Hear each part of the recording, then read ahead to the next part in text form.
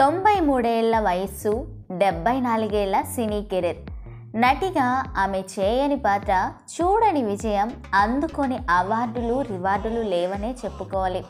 Black and white నుంచి east Mann colour వరకు, 2D ఎరా నుంచి 3D జనరేషన్ వరకు తెలుగు చిత్రసీమ గమనంలో ఓ కీలక మైలురాయిగా ఉంటూ వచ్చారామె. ఆమె అలనాటి అందాల తార పద్మశ్రీ షావుకారు జానకి గారు.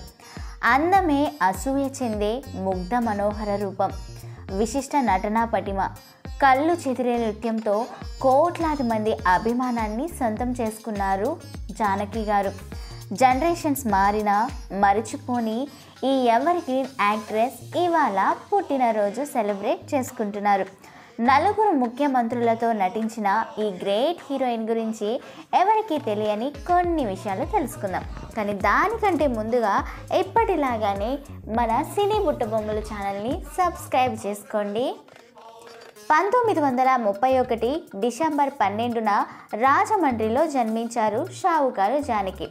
తండ్రి పేరు వెంకోజీరావు, తల్లి సచీదేవి. 14 ఏళ్ల వయసులో మద్రాసులోని ఆకాశవాణిలో రేడియో ఆర్టిస్ట్గా పనిచేశారు. అదే టైంలో కొన్ని నాటకాల్లోనూ యాక్ట్ చేశారు. చిన్న వయసులోనే జానకికి పెళ్ళయింది. అయితే కుటుంబ పరిస్థితుల కారణంగా 18 ఏళ్ల వయసులో షావుకారు అనే సినిమాలో సుబ్బులు రోల్లో మహానటుడు ఎన్టీఆర్ గారి సరసన యాక్ట్ చేశారు జాను.